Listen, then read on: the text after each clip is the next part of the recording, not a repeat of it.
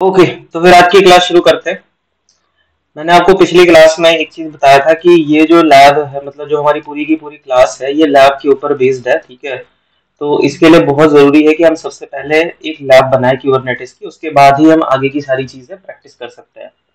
Concepts को भी हम साथ के साथ पैरेलली समझ सकते हैं। तो पिछली क्लास में मैंने आपको एक चीज और बताया था कि अगर आपको लैब बनानी है तो उसके दो तरीके हैं। एक तो ये कि आप अपने लैपटॉप के ऊपर ट्राई कर सकते हो। दूसरा आप क्या कर सकते हो, आप पब्लिक क्लाउड के ऊपर वीएम ले लो। ठीक है, और उस वीएम के अंदर आप अपना क्यूबरनेटिस इंस्टॉल कर सकते हो। आज मैं आपको लैपटॉप के ऊपर का मेथड बताता हूँ। इसके बाद जो क्लाउड के ऊपर का होता है वो कॉमन स्टेप्स हैं। ठीक है, कॉमन स्टेप्स मैं आपको बताऊंगा। अभी क्या हुआ कि मैंने लास्ट टाइम क्लाउड पे वीएम ट्राई किया था। ठीक है, एडब्ल्यूएस के ऊपर बनाया था वीएम, बट मुझे थोड़ा सा ना कॉस्टली पड़ गया, तो इसलिए मैंने उसको स्किप कर दिया है। और मैंने किसी तरीके से अपने लैपटॉप के ऊपर एक सिंगल वीएम के अंदर जो है क्यूबरनेटिस को मैनेज किया है चलाने के लिए। वो मैं आपको आज दिखाऊंगा कैसे हम करते हैं। ठीक है, तो मैं ये उम्मीद करता हूँ कि आपके पास ये सारे रिसोर्सेज जो मैंने आपको क्लास के पहले भी बताया था, वो सारी चीजें आपने इकट्ठा कर लिया होगा। और मैं आपको एक डेमो दिखाता हूँ कि कैसे हम बनाते हैं। तो सबसे पहले जो प्री रिक्विजिट है समझ लेते हैं कि अगर आपको क्यूबरनेटिस इंस्टॉल करना है, रॉकी लिनक्स 8 हमने एक बेस ऑपरेटिंग सिस्टम सेलेक्ट किया है। ठीक है, ये एक रेफरेंस है, आप चेंज कर सकते हो, इसकी जगह आप रेल ले सकते हो, उबंटू ले सकते हो, 8 9 जो भी आपको अच्छा लगता है आप ले सकते हो। तो इसके ऊपर कोई बाउंडेशन नहीं है, बट मैंने यहाँ पे इसको रेफरेंस बनाया रॉकी 8 को। ठीक है, हमारी लैब के लिए हमको दो वीएम की जरूरत है, एक मास्टर एक वर्कर। ठीक है, इसको आप ऑप्टिमाइज भी कर सकते हो अगर आपको लगता है कि यार मैं दो वीएम एक साथ चला नहीं पा रहा। तो कुछ टेस्ट केसेस ऐसे होंगे जिसमें हमको दो वीएम की जरूरत पड़ेगी, जहां पे हो सकता है हमें तीन की भी जरूरत पड़े। तो उसके डिपेंडिंग हम उस टाइम पे एड हॉक के बेसिस पर हम वीएम्स को ऐड और माइनस कर लेंगे। ठीक है, इससे हम क्या सीखेंगे, scale out and scale in, कि हम अपने क्लस्टर को कैसे कम कर सकते हैं, बढ़ा सकते हैं। अभी हम जो स्टार्टिंग करेंगे वो एक सिंगल नोड से करेंगे, सिंगल वीएम से। देखो, दो वीसीपीयू पर वीएम होना बहुत जरूरी है। ठीक है, इसके नीचे में प्रॉब्लम आती है, आपके जो पॉड्स हैं वो क्रैश होने लगेंगे। 8 जीबी की रैम जरूरत है, क्योंकि आप ज्यादा हैवी इसके ऊपर कुछ करोगे नहीं, तो आपके लिए सफिशियंट है। ये मैं आपको मिनिमम बता रहा हूँ, बेयर मिनिमम, जिससे कि आपका काम चल जाए। 20 जीबी का स्टोरेज इन तीन चीजों के साथ। ठीक है, लगता है किसी ने ज्वाइन किया, वेट, आशीष ने ज्वाइन किया। तो इन तीन रिसोर्सेज के साथ और हम अपना इंस्टॉलेशन शुरू कर सकते हैं। तो आपको सबसे पहला काम जो करना है, जो मैंने आपको मॉर्निंग में भी बोला था, क्या कि रॉकी 8 की जो लिनक्स की इमेज है, ठीक है, बेस इमेज, जिसको कि हम क्यूकाउ 2 बोलते हैं। क्यूकाउ 2 आप यूज करते हो जनरली पब्लिक क्लाउड के ऊपर। ठीक है, पब्लिक क्लाउड में अगर आप वीएम बनाते हो तो क्यूकाउ से लॉन्च करते हो। और अगर आप लोकल वर्चुअलाइजेशन कर रहे हो, जैसे लैपटॉप बेस कर रहे हो, ओरेकल वर्चुअल बॉक्स, वीएमवेयर, तो यहाँ पे आप आईएसओ से इंस्टॉल कर सकते हो। ठीक है, अब ऐसा नहीं कि ISO is the only method, इसके अलावा भी बहुत सारे मेथड होते हैं, बट मैंने आईएसओ इसलिए बोला है कि यहाँ पे आपको कुछ सीखने को मिलेगा, एक ओएस कैसे इंस्टॉल होता है। उसके बाद आपको ओरेकल वर्चुअल बॉक्स या कोई भी हाइपरवाइजर सॉफ्टवेयर जो आपको अच्छा लगता है, आपके लिए अवेलेबल है, आप ले सकते हो। इंटरनेट का कनेक्शन बहुत जरूरी है, कि आपको सारे जो सॉफ्टवेयर पैकेजेस चाहिए इंस्टॉलेशन के लिए वो ऑनलाइन इंस्टॉल होंगे। वीएम पे आप जो भी आईपी दोगे वो परमानेंट होनी चाहिए, परसिस्टेंट होनी चाहिए। ऐसा नहीं होना चाहिए कि रिबूट के बाद आपके वीएम की आईपी चेंज हो जाए। ठीक है, ये आपको ध्यान रखना पड़ेगा। क्यों? क्योंकि जो आपका एपीआई सर्वर है वो इस कंट्रोलर की आईपी के ऊपर ही चलेगा।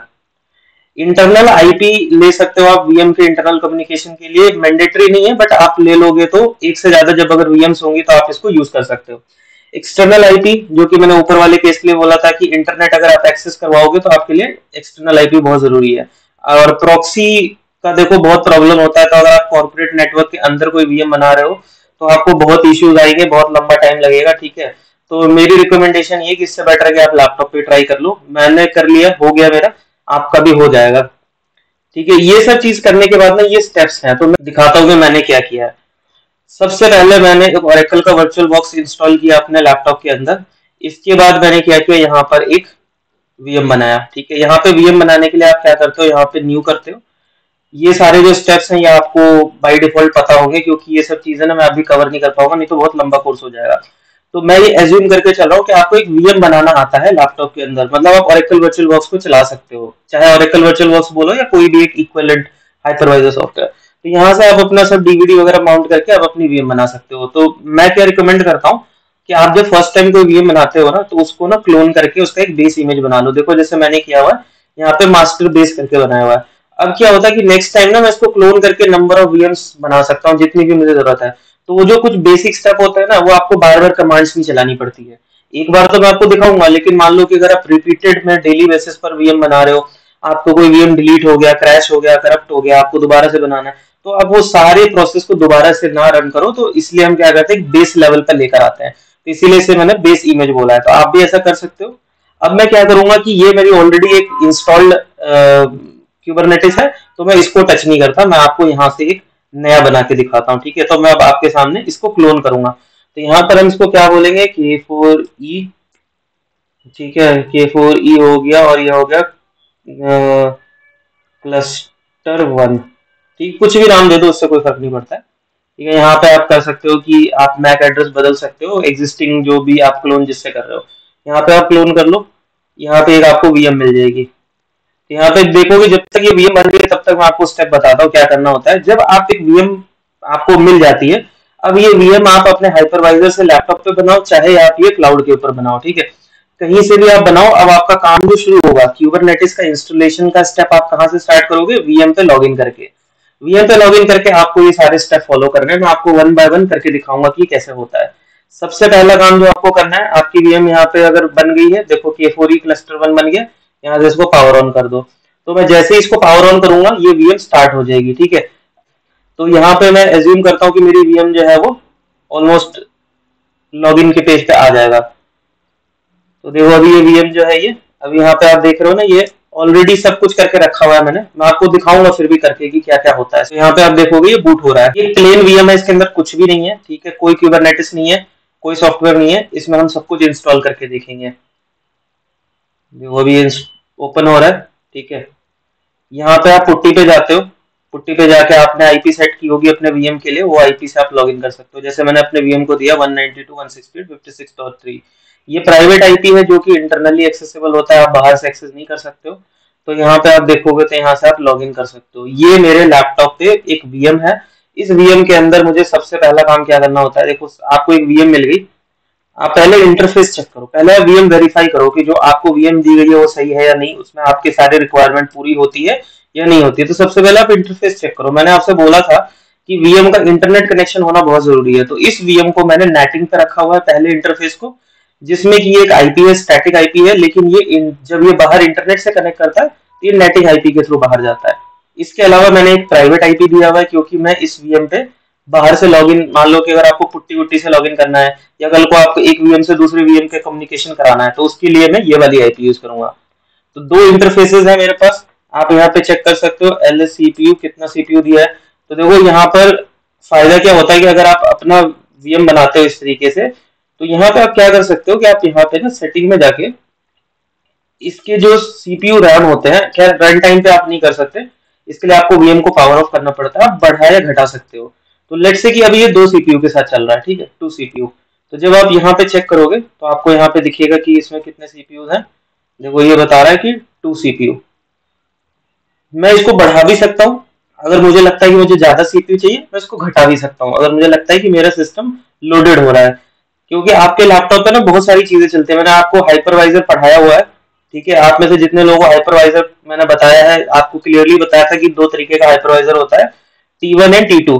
T1 हाइपरवाइजर वो होता है, ये सिर्फ नाम होता है, T1 T2 कोई वो नहीं। तो बेसिकली कैटेगराइज किया जाता है कि आप अगर हाइपरवाइजर सॉफ्टवेयर को लैपटॉप के ऊपर इंस्टॉल कर रहे हो जिसपे एक विंडो पहले से पड़ा हुआ है, मतलब आप एक ओएस के ऊपर अगर आप हाइपरवाइजर डाल रहे हो, तो वो T2 होता है। T2 का मतलब होता है लेवल 2।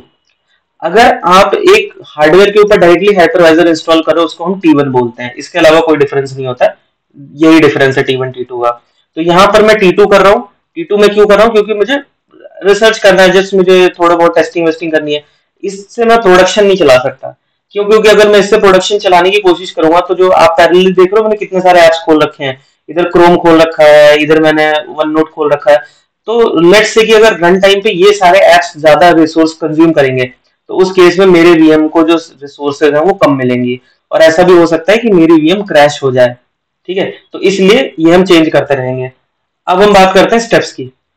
तो सबसे पहले जब आपको कोई वीएम देता है, आप पहले वेरीफाई कर लो सब कुछ ठीक है नहीं है। एलएसबीएल के करोगे तो आपको ब्लॉक्स दिख जाएंगे। देखो यहाँ पे एलएसबीएल के करोगे तो ये आपको बताएगा एसडीए। एसडीए का साइज है 20 GB। आपको मैंने सीपीयू को काउंट बता दिया, रैम देखना है तो फ्री हाइफन जी करोगे तो यहाँ से आपको रैम का साइज मिल जाएगा, ठीक है। 8 GB रैम है, वो जीबी में जब आप उसको कैलकुलेट करते हो तो 7 दिखाता है, बट एक्चुअली में 7 पॉइंट समथिंग होता है। वेरिफिकेशन हो गया। अब क्या करना है कि आपको सबसे पहले ईटीसी होस्ट और होस्ट नेम सेट करना होता है। अब हम ऐसा क्यों करते हैं कि आपको ना नाम देना बहुत जरूरी है अपनी नोड को। तो आप उसको कुछ भी नाम दे सकते हो, जैसे मान लो यहाँ पर 28s मास्टर लिखा हुआ है, आपको अगर ये पसंद है तो ठीक है, नहीं तो आप इसको बदल सकते हो इस कमांड की हेल्प से। तो यहाँ पे आप क्या करते हो, host name control set host name, और आप यहाँ पे कोई भी नाम दे सकते हो, जैसे मैं कह रहा हूँ कंट्रोल। इसके बाद जब आप बैश करोगे तो देखो आपकी नोड का नाम जो है वो कंट्रोल नोड हो गया।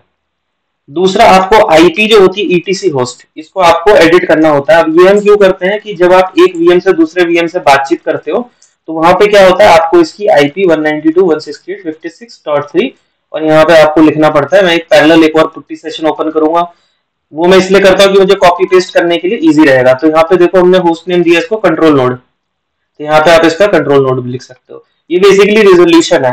रेजोल्यूशन का मतलब ये कि अगर मैं कल को बोलता हूँ पिंग, ठीक है, और मैं बोलता हूँ control node, control hyphen node, तो देखो इसको आईपी मिलनी चाहिए। अभी ये पिंग नहीं कर रहा है, हो सकता है कुछ इश्यू होगा। इसमें हम क्या करते हैं, पिंग आप गेटवे को भी पिंग कर सकते हो। ओके 192.168 है, मैंने आईपी गलत डिफाइन करी है। देखो एक मिस्टेक मेरी आपको दिखेगी यहाँ पे, जो एक मिस्टेक मैंने आपके सामने किया है वो क्या किया है कि यहाँ पे 192.68 लिख दिया है, तो इसलिए आईपी रीचेबल नहीं था, तो यहाँ पे 168 होना चाहिए। अगर आप गलत आईपी लिखोगे तो ऑब्वियसली आपका कनेक्शन नहीं बनेगा। ये कॉन्सेप्ट क्या होता है ईटीसी होस्ट का, ये बेसिकली लोकल रेजोल्यूशन करता है। लोकल रेजोल्यूशन का मतलब ये कि आप कुछ लिखोगे कंट्रोल हाइफन नोड, अब ये जो नाम है कंट्रोल हाइफन नोड, इसकी कोई आईपी होगी, ये आप ईटीसी होस्ट में डिफाइन करते हो। ये सबसे पहला रेजोल्यूशन होता है। तो ये यहाँ पे देखो सर्च कर रहा है, इसको ये आईपी मिल गई, इसने इसको पिंग किया, मतलब खुद की आईपी को पिंग किया है। यहाँ पे आप पिंग कर सकते हो 192, इवन दो रिक्वायर्ड नहीं है, बट फिर भी चलो हम कर रहे हैं तो देख लेते हैं। 192.168.56.1 ये मेरा गेटवे आईपी है। गेटवे आईपी का मतलब क्या है कि जब मैंने ये वर्चुअल बॉक्स बनाया था तो वहां पे एक गेटवे डिफाइन किया था अपने इंटरफेस में। इसी की हेल्प से मैं लैपटॉप से इस मतलब पुट्टी से यहाँ पे कनेक्ट कर पा रहा हूँ अपनी वीएम को, ठीक है। ये आपका वेरीफाई हो गया आईपी वगैरह, आपने ईटीसी होस्ट नेम ये सब सेट कर दिया। ये तो बहुत बेसिक है, देखो आप सारे वीएम्स में करते हो, सिर्फ क्यूबरनेटिस नहीं है, आप हर जगह करते हो, ठीक है। अब हम बात करते हैं कि सबसे पहले आपको स्वैप को डिसेबल करना पड़ेगा। अगर आपको क्यूबरनेटिस चलाना है तो सबसे पहले आपको स्वैप को डिसेबल करना पड़ेगा। डिसेबल करने के लिए आपकी कमांड होती है स्वैप ऑफ हाइफन ए। आप इस चेंज को अगर परमानेंट करना चाहते हो तो आपको ईटीसी एफएस टैब के अंदर एंट्री को रिप्लेस करना पड़ेगा, मतलब मॉडिफाई करना पड़ेगा। तो ये एक सेट कमांड होती है जो स्वैप को ढूंढेगा, स्वैप को ढूंढ के वहां पे उसके आगे वैल्यू 1 कर देगा, ठीक है। सबसे जो दूसरा इंपॉर्टेंट होता है वो होता है एससी लिनक्स। एससी लिनक्स के बारे में सुना है किसी ने कि एससी लिनक्स क्या चीज होती है? किसी को आइडिया है? सौम्या, संतोष, आशीष, किसी को पता है कि एससी लिनक्स क्या होता है? हाँ। करेक्ट। देखो एस ई लिनक्स का मतलब था सिक्योरिटी इनहेंस लिनक्स। क्या होता है कि लिनक्स में सिक्योरिटी को डबल करने के लिए ये एक फीचर होता है, इसको अगर आप इनेबल कर देते हो तो बाय डिफॉल्ट जो है आपकी कोई कोई भी यूजर जो है वो किसी भी फाइल को एक्सेस नहीं कर सकता है, मतलब कोई फाइल क्रिएट नहीं कर सकता है, कुछ नहीं कर सकता है। तो ये एक्स्ट्रा लेयर ऑफ सिक्योरिटी होती है, तो इसको हम जनरली परमिसिव मोड में रखते हैं। इसके दो तीन मोड होते हैं, ठीक है। इसमें परमिसिव का मतलब क्या होता है कि परमिट मोड में है, ये कुछ करेगा नहीं, काइंड ऑफ डिसेबल ही समझो। डिसेबल भी नहीं है बट ये परमिसिव है, बस ये देखता रहेगा बट ये कोई एक्शन नहीं लेता है। तो यहाँ पे आपको इसको पहले डिसेबल करना पड़ता है, ठीक है। तो डिसेबल कर दो चाहे आप परमिसिव कर दो। तो इसके लिए आपको क्या करना पड़ेगा, सेट एनफोर्स 0। अब ये जो आपने जो चेंज किया है ये बेसिकली आपने रन टाइम पे कमांड चेंज किया है, मतलब ये कि ये जो चेंज है जैसे ही आप रिबूट करोगे वापस डिफॉल्ट पे चला जाएगा। तो इसके लिए आपको इसको परमानेंट करना पड़ेगा। परमानेंट करने के लिए एक फाइल होती है ईटीसी एसए लिनक्स कॉन्फ़िग, उसके अंदर आपको यहाँ पे जो इसका पैरामीटर होता है एनफोर्सिंग, इस एनफोर्सिंग को आपको रिप्लेस करना पड़ेगा परमिसिव से। तो मैं यहाँ पे क्या करूंगा, मैं यहाँ पे इसको रिप्लेस करूंगा। आप ये चीज चेक भी कर सकते हो, आउटपुट भी देख सकते हो ईटीसी एसए लिनक्स। तो यहाँ पे अगर आप देखोगे तो यहाँ पे इसका मोड आ रहा है, देखो हाईलाइट किया है मैंने एसए लिनक्स परमिसिव। परमिसिव मतलब कि ये परमिट मोड में, देखो एक्सप्लेन भी किया हुआ है इन्होंने यहाँ पे, ठीक है। ज्यादा कोई वैसा नहीं है। हाँ हाँ, दोनों दोनों कर सकते हो, डिसेबल कर दो परमिसिव कर दो, बस एनफोर्सिंग मत करना नहीं तो प्रॉब्लम आएगी। फिर कोई भी प्रोसेस जो है ना वो फिर नई फाइल क्रिएट नहीं कर पाएगा, ठीक है। ये इन्होंने क्यों बनाया हुआ है कि जैसे मान लो कोई प्रोसेस को आपके सिस्टम में इंजेक्ट कर दे कोई हैक करके, और फिर वो प्रोसेस आपके सिस्टम को कंट्रोल करे कोई फाइल को, तो इसलिए ये इनेबल करके ये लोग बाय डिफॉल्ट देते हैं। जो शिप होता है सॉफ्टवेयर, जो डीवीडी आती है उसमें जब आप इंस्टॉल करते हो तो बाय डिफॉल्ट मिलता है, आप इसको परमिसिव कर दो। दूसरी जो चीज आपको करनी है, आपको सिस सीटीएल में जाके आपको यहाँ पे जो है ब्रिज और आईपी, जो आईपी टेबल होता है उसके लिए आपको यहाँ पे अलाउ करना पड़ेगा। क्यों? क्योंकि जो क्यूबरनेटिस होता है वो आईपी टेबल यूज करता है। याद रखना, नेटवर्किंग जब मैंने क्यूबरनेटिस का बेसिक पढ़ाया था, संतोष को याद होगा, तो मैंने बताया था कि आईपी टेबल यूज होता है। बाकी मैं बताऊंगा, डोंट वरी, थ्योरी हम कवर करेंगे, आज हम सिर्फ इंस्टॉलेशन देख रहे हैं। तो आपको ये चीज इनेबल करनी पड़ेगी। तो क्या होता है ना कि जब आप कोई फाइल को एडिट करते हो तो इसके ना बड़े तरीके होते हैं। कुछ लोग वीआई करते हैं, ठीक है, कुछ लोग विम करते हैं। एक तरीका ऐसा होता है वीआई में, क्या होता है, आप एक प्रॉम्प्ट में चले जाते हो। लेट्स से मैं करके दिखाऊं आपको, अगर मान लो मैं यहाँ वीआई पे गया, थोड़ी सी मतलब ऐसी साइड की चीजें बता रहा हूँ मैं आपको ताकि ये भी थोड़ा आपको पता रहे। तो देखो वीआई में क्या होगा, ये फाइल दिखेगी, यहाँ पे आप जाओगे, एंट्री करोगे, फिर यहाँ से आप इसको सेव करोगे। अभी मैंने बिना सेव किए क्विट कर दिया। एक ये मेथड होता है इस तरीके का। ये क्या कहता है कि आप ये जो एरो है ना, आपने ये एरो देखा होगा कई बार कि एक उल्टा एरो होता है। अगर मान लो मैं लिखता हूँ दिस और उसके बाद मैं लिखता हूँ 1.txt, तो ये क्या करता है, ये एक फाइल 1.txt होगी, उसके अंदर की सारी वैल्यू को जीरो कर देगा। तो जब भी आप ये वाला एरो यूज करते हो तो ये फाइल के अंदर के जो कंटेंट है उसको पूरा जीरो कर देता है। पर हमारा तो रिवर्स केस है, हमको तो फाइल के अंदर एंट्री डालनी है, वो भी बिना वीआई एडिटर के। तो इसके लिए हम उल्टा एरो लेते हैं। तो जब आप ये वाला एरो यूज करते हो तो आपको ईओएफ लिखना पड़ता है, ये होता है टैग। इसके बाद आप जो भी ये फाइल नेम है, ये आप जो भी ये कंटेंट डालोगे, उसके बाद जब आप ईओएफ दोबारा लिखोगे तो इसके बीच का ये सारा काम जो है वो एक फाइल में डाल देगा। करके देखते हैं, चलो। इसका ना एडवांटेज होता है, आपको वीआई एडिटर पे जाना नहीं पड़ता है, आपको जस्ट कॉपी पेस्ट किया, कमांड मारा। अब देखो आपने ये लिखा, जब आप यहाँ ईओएफ लिखोगे तो ये देखो क्या करेगा, बाहर आ गया। मतलब इसने इन दोनों के बीच की जितनी भी चीजें हैं वो डाल दी। अब इसके बाद आपको ना ट्रैफिक कंट्रोलर की भी जरूरत पड़ती है। ये भी वैसे ऑप्शनल है, मैंडेटरी नहीं है, बट ट्रैफिक कंट्रोलर एक अच्छा टूल होता है। मैं बोलूंगा कि रखो, कई बार आपको ट्रबल शूटिंग करनी होती है ना नेटवर्क लेवल पे, पैकेट्स वगैरह चेक करने होते हैं, तो ये टूल बड़ा हेल्प करता है। तो आप इसको इंस्टॉल कर सकते हो, ठीक है। तो आपको क्या करना है, इंस्टॉल करना है। अब एक चीज याद रखना, आपका इंटरनेट कनेक्शन होना बहुत जरूरी है। अब आप देख रहे हो मेरे केस में क्या हो रहा है, ये रेपोजिटरी कनेक्ट कर रहा है, ये रेपोजिटरी को कनेक्ट करता है, ठीक है, ये रेपोज इसमें लगी हुई है। अब इसने बोला कि आपका तो आईपी रूट जो है पहले से इंस्टॉल है, आपका अगर नहीं होगा तो इंस्टॉल हो जाएगा। यहाँ पे क्या होता है कि आपको इस फाइल को इनेबल करना पड़ता है, आईपी टेबल सेम जो आपने ऊपर देखा था, ये आपको फाइल में भी डालना पड़ता है, ताकि नेक्स्ट टाइम जब आपका सिस्टम ये आपका परमानेंट हो जाए, ठीक है। ये आईपी, एक चीज याद रखना कि जो कंटेनर्स जो होते हैं आपस में जो बात करते हैं या जो वो बाहर जाते हैं, जब कंटेनर बाहर जाता है तो आईपी फॉरवर्डिंग को यूज करता है, नेटिंग यूज होती है, जिससे कि बाहर किसी भी, अगर कोई भी अगर बाहर से देखेगा तो उसको ऐसा लगेगा कि वो वर्कर नोड की आईपी से बात कर रहा है। इंटरनली हो सकता है कि उसमें 5 कंटेनर चल रहे हो, 10 कंटेनर चल रहे हो, डिफरेंट टाइप के पॉड्स चल रहे हो, लेकिन बाहर वाले को सिर्फ एक ही आईपी दिखती है और वो होती है आपके नोड की आईपी। इसीलिए हम इसको बोलते हैं नेटिंग का कॉन्सेप्ट। नेट होता है नेटवर्क एड्रेस ट्रांसलेशन। आप इंटरनली बहुत सारी आईपी रख सकते हो, लेकिन बाहर वाले को आपकी एक ही आईपी दिखाई देती है, और वो आईपी जो आपकी मेन आईपी होती है, नोड की आईपी। इसके बाद आपको क्या करना है कि केएटएस की कॉन्फ़िग बनानी है और इसको लोड करना है। इसमें आपके जो है क्या कहते हैं, पैकेट फिल्टरिंग्स लगानी है। तो ये वाली फाइल को भी सेम वही मेथड फॉलो करेंगे, ईओएफ वाला।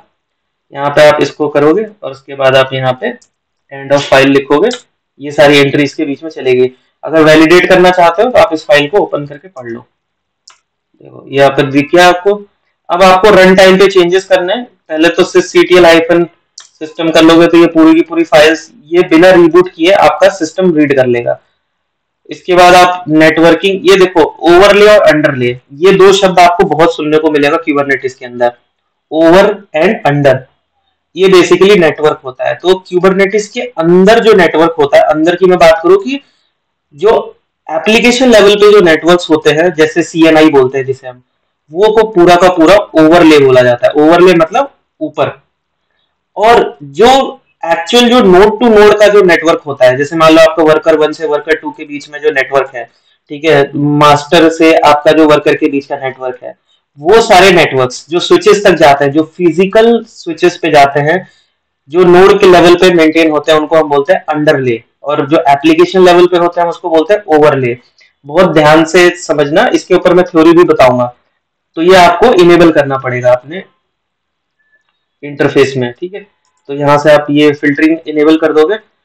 अब हमको सिलेक्ट करना होता है कंटेनर रन टाइम सॉफ्टवेयर। जब मैंने आपको क्यूबरनेटिस का फंडामेंटल बताया था, तो मैंने आपको एक चीज बताई थी कि कंटेनर रन टाइम एक सॉफ्टवेयर होता है जो कि बेसिकली कंटेनर्स को मैनेज करता है। बहुत सारे सॉफ्टवेयर मार्केट में अवेलेबल है, जैसे कि डॉकर का आता है कंटेनर डी, ठीक है। इसके बाद आपका आता है क्या कहते हैं CRIO, जो कि क्यूबरनेटिस में भी होता है। फिर आता है आपका पॉडमैन। बहुत सारे ऑप्शंस हैं, ठीक है। हमने कौन सा सिलेक्ट किया, हमने सिलेक्ट किया कंटेनर डी। आप इसको बदल भी सकते हो, आप इसकी जगह कोई दूसरा सॉफ्टवेयर भी डाल सकते हो, कोई दूसरा रन टाइम मैनेजर डाल सकते हो, कंटेनर रन टाइम सॉफ्टवेयर। तो इसके लिए आपको क्या करना होगा, यहाँ पे एक यूटिल करके एक होती है लाइब्रेरी, इसको कनेक्ट करना होगा, ठीक है, यम यूटिल्स की। इसके बाद आपको ये रैपो कनेक्ट करनी पड़ती है। अब ये रैपो देखो, आपका जो, एक चीज और बता देता हूँ चलो साथ के साथ ही। जब आप कभी भी यम कमांड चलाते हो ना, चाहे यम चलाओ या डीएनएफ चलाओ, अभी क्या है ना कि रेड हैट 8 तक जो है वो यम चलता था, फिर 8 ही ऑनवर्ड से ही डीएनएफ करके एक पैकेज मैनेजर आ गया। ये रेड हैट का है, ठीक है। रेड हैट या फिर रेड हैट एसोसिएटेड जो जो भी क्लोन्स होते हैं, जैसे कि रॉकी हो गया, सेंटोस हो गया, वो सब यम और या डीएनएफ फॉलो करते हैं। अगर आप यही उबंटू में जाते हो तो वहां पे एपीटी पैकेज मैनेजर होता है। ऐसे ही आपको हर एक different type of flavour of Linux में जाओगे तो सबका अपना अपना पैकेज मैनेजर होता है। तो यम क्या करता है, पैकेज को इंस्टॉल करता है। होता क्या है कि आपकी ये जो सिस्टम है, जो नोड है, इसके अंदर सॉफ्टवेयर सारे नहीं होते हैं। रन टाइम पे आप जब भी डिमांड करते हो, आपको ऑनलाइन रेपोजिटरी से कनेक्ट करके वहां से सॉफ्टवेयर डाउनलोड किया जाता है। तो ये जो सॉफ्टवेयर की जो रेपोजिटरी होती है ना, ये भी समझ लो कहाँ होती है। ये होता है etc yum.repos.d। इस फोल्डर में जब आप जाओगे तो यहाँ पे आपको ये दिखते हैं। तो क्या होता है कि डिफॉल्ट जब आप रॉकी का लिनक्स, जब रॉकी लिनक्स का इमेज लोगे तो इसकी रेपोजिटरी मिलती है जो पहले से उन्होंने लिख के रखी हुई है। आप खोल के देख लो कोई भी एक रेपोजिटरी, जैसे हम इसकी बात करते हैं ऐप स्ट्रीम की, तो देखो यहाँ पे आपको देखने को मिलेगा कि ये ऐप स्ट्रीम नाम है इसका, ठीक है। और ये मिरर मतलब कि ये एड्रेस यूआरएल जहां से ये कॉल करता है। तो इस पर्टिकुलर यूआरएल से आपके सॉफ्टवेयर डाउनलोड होते हैं। यहाँ पे देखोगे इनेबल 1 है, मतलब ये रेपोजिटरी इनेबल्ड है। ऐसे ही जब आप ऐसा कोई सॉफ्टवेयर डिमांड करते हो जो कि आपके बेस ऑपरेटिंग सिस्टम से अलग है, अब जो क्यूबरनेटिस का सॉफ्टवेयर है, डॉकर का सॉफ्टवेयर है, ये सारे सॉफ्टवेयर आपको रॉकी के रेपोजिटरी में नहीं मिलेंगे। आपको इनकी रिस्पेक्टिव रेपोजिटरी को कनेक्ट करना पड़ेगा। तो रेपोजिटरी को कनेक्ट करने का ये तरीका होता है। देखो यहाँ पे आपको मिलेगा यम कॉन्फिग मैनेजर एड रेपो इस कमांड में, और ये यूआरएल है जहां से आपको उसकी रेपो की फाइल मिलती है। तो यहाँ से जब आप इसको कनेक्ट करते हो तो ये क्या बोलेगा, ये कनेक्ट कर देगा। और जब आप कभी भी कोई रेपो कनेक्ट करते हो ना, तो यहाँ से आप अपना रिफ्रेश भी कर सकते हो कि वो रेपो को वो प्रॉपरली, देखो यहाँ पे नाम भी दिखा देगा, क्योंकि मेरे केस में ऑलरेडी एडेड है, बट स्टिल वो उसने रन किया, ठीक है। और यहाँ पे आप देखोगे मेक कैशे। मेक कैशे क्या करता है, दोबारा से कैशे बनाता है। कैशे का कॉन्सेप्ट तो आपको पता ही होगा, एक रन टाइम पे मेमोरी होती है जो कि इंस्टेड ऑफ बार बार आप जाओ और उसको कॉल करो, वो अपनी एक छोटी सी मेमोरी क्रिएट कर लेता है। तो इसके रेपोजिटरी कैशे को हमने रिफ्रेश कर दिया। अब आप यहाँ पे सीधा बोलोगे यम इंस्टॉल, ठीक है। अब चाहे यम यूज करो, देखो डीएनएफ यूज करो, आपकी चॉइस है, चलते दोनों हैं, ठीक है। आज की डेट में अगर आप रॉकी कहो, रेडहेट कहो, 8 बोलो, 9 बोलो, डीएनएफ भी चलता है, यम भी चलता है। थोड़े समय के बाद आपको ये देखने को मिल सकता है कि शायद रेडहेट 10 में या 11 में यम पूरी तरह से हटा दिया जाए, वो पुराना हो जाएगा, तो रिटायर हो जाएगा। अभी नया लेटेस्ट कौन सा चल रहा है, डीएनएफ, तो आपको डीएनएफ चलाना है। ये क्या करता है, ये रेपोजिटरी से कनेक्ट करता है और ये पर्टिकुलर सॉफ्टवेयर को इंस्टॉल करता है जिसका नाम है कंटेनर डी। ये बहुत मेन सॉफ्टवेयर है, इसको याद रखना। यही वो सॉफ्टवेयर है जिससे क्यूबरनेटिस आपके इस नोड के ऊपर कंटेनर्स को कंट्रोल करेगा, इसी सॉफ्टवेयर की हेल्प से, ठीक है। तो ये बहुत क्रिटिकल सॉफ्टवेयर है। अब इन्होंने क्या बोला है कि इसकी जो फाइल होती है ना, बेसिकली आप क्या करो, जो आप सॉफ्टवेयर बाय डिफॉल्ट डाउनलोड करते हो, इनकी ना कॉन्फ़िगरेशन फाइल आती है साथ में इंस्टॉल जब ये होता है। तो इसकी फाइल का बैकअप ले लो, जो ओरिजिनल फाइल है ये वाली, और इस फाइल में आप क्या करो, चेंजेस करो। अब चेंजेस क्या बोले इन्होंने करने के लिए, कि जो डिफॉल्ट है, इसको देखो उठा के आप यहाँ पे कंटेंट डाल दो। एक सी ग्रुप होता है, ठीक है, सी ग्रुप ड्राइवर, जिसको कि सिस्टम सी ग्रुप बोलते हैं। ये बाय डिफॉल्ट फॉल्स सेट होता है, आपको इसको ट्रू करना होता है। इससे फायदा क्या होगा, इससे फायदा क्या होता है कि अगर आप इसको ट्रू करोगे तो इसके बाद ये कंटेनर डी को एक्सेप्ट करेगा उसके ड्राइवर्स को। तो इसको आपको इनेबल करना है। तो अब हमें क्या करना पड़ेगा, इस फाइल को खोलो, ठीक है। अगर आप नॉर्मल यूजर से कर रहे हो, मान लो अगर आप किसी रूट से नहीं कर रहे हो, नॉन रूट से, एक चीज और ध्यान रखना, बहुत छोटी चीजें बता रहा हूँ। कभी भी आपने देखा होगा ना कि कहीं मॉप होता है या कहीं कोई डॉक्यूमेंट होता है तो कहीं कहीं तो डॉलर लगा होता है और कहीं कहीं हैश लगा होता है। ये ऑब्जर्व किया है किसी ने? आप लोगों में से किसी ने कभी भी ऑब्जर्व किया है कि कहीं कहीं डॉलर लगा होता है और कहीं कहीं पे हैश लगा होता है? और इसका मतलब क्या होता है, कोई बता सकता है कि इसका मतलब क्या होता है? हाँ, करेक्ट। हाँ, एग्जैक्टली exactly. अगर आपके प्रॉम्प्ट के ऊपर जब आप लॉगिन करते हो और अगर आपको हैश दिखता है, इसका मतलब है कि आप रूट पे लॉगिन हो या आपको रूट जितनी प्रिविलेज है। तो इस केस में आप रूट सारे काम कर सकता है, ठीक है, सुपर यूजर होता है। पर क्या होता है कि रूट का एक्सेस ना दिया नहीं जाता है किसी को, आपको पता ही, ऑब्वियसली सुपर यूजर है, कोई भी कुछ भी कर सकता है। तो जनरली एक यूजर बनाया जाता है और इस यूजर को परमिशन दे दी जाती है। तब आप बहुत सारे काम होते हैं, जैसे अब ये पैकेज इंस्टॉलेशन है, यम इंस्टॉल है, डीएनएफ है, तो ये नॉर्मल यूजर से आप कर नहीं सकते। अगर आप नॉर्मल यूजर से करोगे ना तो ये एरर दे देगा। एग्जांपल के लिए दिखाता हूँ, लेट से मेरे इस नोड में एक यूजर है रॉकी, ठीक है। अब इस रॉकी यूजर से मैं चलाता हूँ यम लिस्ट, ठीक है, कंटेनर कोई भी एक देख लेते हैं जो भी हमने फिलहाल इंस्टॉल किया, जैसे कि लेट्स से ये वाला कंटेनर डी, ठीक है। अब आप अगर ये कमांड चलाते हो तो ये कमांड को रन कर ले रहा है, पता है क्यों? क्योंकि इसको परमिशन है। ये वैसे भी सुपर यूजर होता है, लेकिन कई बार क्या होता है कि आप जो यूजर क्रिएट करते हो ना, उस यूजर को सुपर की परमिशन नहीं होती है। तो उस केस में जो यूजर है वो आपको बोलेगा कि मुझे परमिशन नहीं है, मुझे रूट का पासवर्ड दो, रूट का पासवर्ड दो। तो आप उस केस में उसको रूट का पासवर्ड नहीं दे सकते। तो आप क्या कहते हो, भाई एक काम करो, आप उसके यूजर को वी सूडो में एंट्री क्रिएट कर देते हो और वहां पे आप उसको परमिशन दे देते हो कि वो रूट बन सकता है। तो जब भी वो सूडो लिखेगा, ठीक है, किसी भी कमांड से पहले अगर आप सूडो लिखते हो तो वो समझ लो कि वो रूट की कमांड है, बट वो यूजर चला रहा है एज अ रूट, ठीक है। प्रॉक्सी समझ लो कि काइंड ऑफ वो रूट की प्रॉक्सी दिखा रहा है, बट एक्चुअली वो यूजर होता है। तो सूडो और जब सेम कमांड आप चलाओगे तो वो चल जाएगा। तो इसीलिए यहाँ पे आप जब देखोगे तो मॉप के अंदर जनरली यहाँ पे डॉलर दिया जाता है कि मतलब आप अपने यूजर पे काम कर रहे हो, रूट पे नहीं कर रहे हो। क्योंकि ये मेरी वीएम है तो मैं रूट पे लॉगिन कर सकता हूँ, तो इसलिए मैंने यहाँ पे कर दिया। हो सकता है कोई केस में मुझे ना मिले एक्सेस रूट का, तो वहां पे फिर मुझे सूडो चलाना पड़ेगा। तो ये डिफरेंस याद रखना कि सूडो कहाँ लगाते हैं और कहाँ पे नहीं लगाते हैं। तो मैं अभी फाइल खोलूंगा, ठीक है, ये फाइल है जिसमें आपको ड्राइवर सेट करना है कि आपका ड्राइवर जो है वो कंटेनर डी जाए। तो यहाँ पे आप ढूंढोगे इस कीवर्ड को, इस कीवर्ड का नाम है सिस्टम डी सी ग्रुप, ठीक है। तो यहाँ पे आप देखोगे ये अभी बाय डिफॉल्ट फॉल्स सेट है, तो इसको आपको ट्रू करना है। तो यहाँ पे ट्रू हो जाएगा। इसके बाद इसको सेव करो। सेव करने के बाद आप क्या करो, यहाँ पे इसको इनेबल कर दो, ठीक है। फिर आप इसको चेक कर सकते हो, आप ये देख सकते हो कि क्या कोई सर्विस, अच्छा इनेबल का कोई मतलब सब बता सकता है? चलो रुको एक मिनट रुक जाओ, अभी हम पहले में ये क्वेश्चन को ऐसे पूछते हैं। कोई भी सर्विस है, ठीक है, ये देखो एक सर्विस है। इस सर्विस में जब आप यहाँ आते हो तो यहाँ पे एक ऑप्शन आता है इनेबल डिसेबल। इसका कोई मतलब बता सकता है कि इनेबल डिसेबल का क्या मतलब होता है? हाँ, करेक्ट। अगर कोई सर्विस यहाँ पे डिसेबल है तो जब भी सिस्टम रिबूट होता है वो सर्विस अप नहीं आएगी। अगर सर्विस के आगे इनेबल लिखा हुआ है तो जब जब भी ये सिस्टम रिबूट होगा ये अपने आप ऑन हो जाएगा ऑटोमेटिकली। ये आपकी स्टेट है, अभी एक्टिव है, रनिंग है। ये स्टॉप भी हो सकता है, कुछ भी हो सकता है, लेकिन ये इनेबल डिसेबल ये बताता है कि आपकी सर्विस रिबूट के बाद वापस अप आएगी या नहीं आएगी, ठीक है। तो यहाँ पे हम क्या कहते हैं, चेक करते हैं। इसकी एक बड़ी अच्छी कमांड होती है, आप पूछ सकते हो कि सिस्टम सीटीएल, देखो सिस्टम सीटीएल एक बहुत इंपॉर्टेंट यूटिलिटी होती है जिससे कि आप कंट्रोल करते हो सर्विसेज को, स्टॉप करते हो, स्टार्ट करते हो, डिफाइन करते हो, कुछ भी कर सकते हो, ठीक है। डिसेबल इनेबल सब कर सकते हो। तो आप इसमें सवाल पूछते हो इज इनेबल्ड, ये बोलेगा या इनेबल्ड। अगर ये इज इनेबल्ड को बोलता है डिसेबल तो इसका मतलब आपको उसको इनेबल करना पड़ेगा, ठीक है। स्टेटस हमने चेक कर लिया। तो ये कुछ स्टेप्स थे जो बेसिक स्टेप थे, ये आपको ना हर नोड पे करना पड़ेगा, चाहे वो वर्कर है चाहे वो कंट्रोलर है।